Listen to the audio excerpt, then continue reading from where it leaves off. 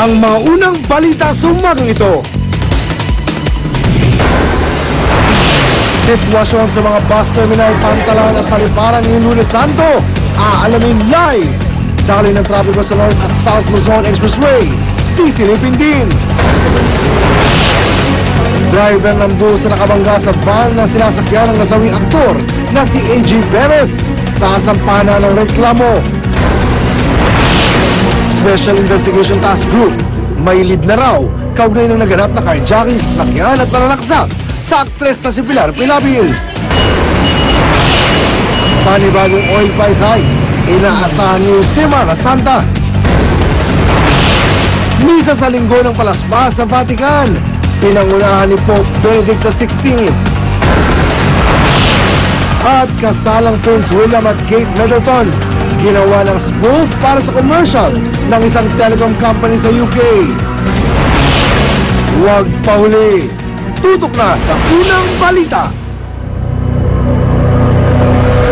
Magandang umaga, narito na mga unang balita.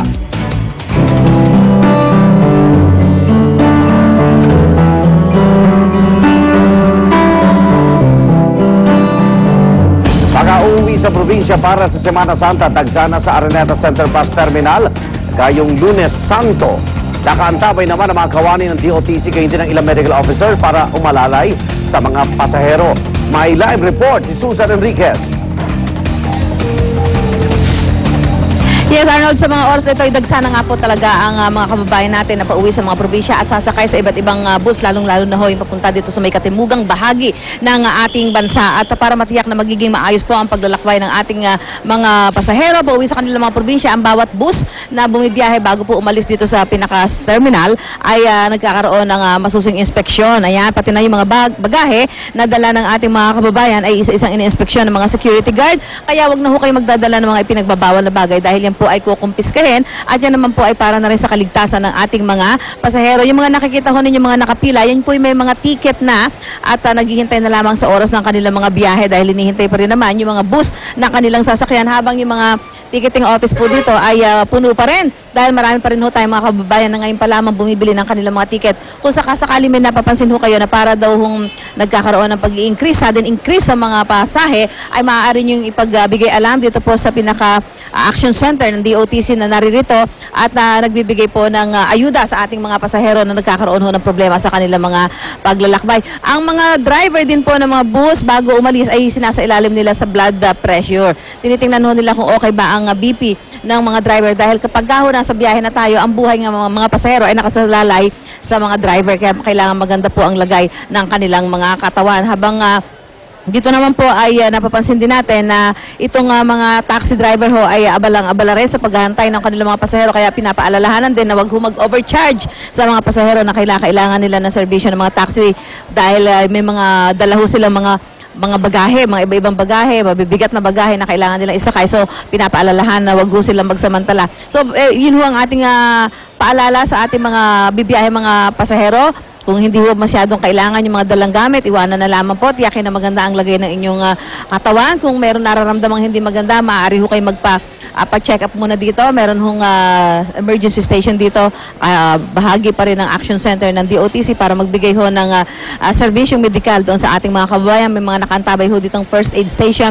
Ang Red Cross ng Quezon City chapter at yan ho ay maaari ninyong i-approach anytime kung sakasakali meron kayong hindi nakikitang magandang pakiramdam sa inyong mga katawan. So patuloy ang pagdagsa, inaasahang lalo pa ho itong kakapal ang bilang ng mga pasahero simula ngayong araw nito dahil nga ho doon sa mga kababayan at uuwi sa mga probinsya para doon ho magunitain ang Semana Santa. Arnold?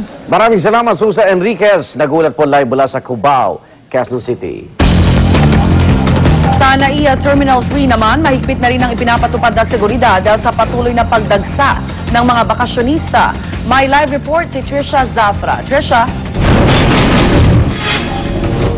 Rhea, sa mga oras na ito, wala pa ring patid yung mga pasaherong may nakatakdang flight ngayong araw. Sa pagpasok dito sa NAIA Terminal 3 ngayong Lunes Santo, sa pagsisimula nga ng Holy Week, inaasahan pa nitong terminal na mas dadami pa yung mga pasahero. Kaya naman mahigpit pa rin yung ipinapatupad nilang seguridad at dumadaan pa rin sa X-ray yung kanilang mga bagahe at kinakapkapan pa rin yung mga pasaherong papasok. Sa pagpasok pa lang, Rhea, lahat na makikitang gamit sa hand carry na dumaan doon sa X-ray na hindi pwede nilang dalhin sa kanilang mga hand carried luggage ay pinaalalahanan na silang ilipat yung mga yon sa check-in baggage para hindi makumpiska.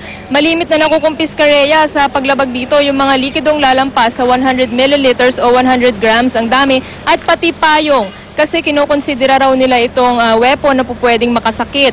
May itinalaga na ring medical at police assistance desk na pwedeng umalalay sa ating mga pasahero na mga ngailangan. Pinapaalalahanan rin yung mga may nakatakdang flight na dumating 2 oras bago ang kanilang biyahe. Rhea, mapa Pilipino man o banyaga, excited na sa isang linggong bakasyon nila ngayong Semana Santa at narito yung ilan sa mga nakausap natin kanina. Mag-explore sa Boracay to see how it's, how nice is the places, swimming, sightseeing, drinking, and everything. I'm not very religious myself, but I do respect them. I want to see, do you know, I've heard about the crucifixion, the reincarnations, reenactions of that one, so.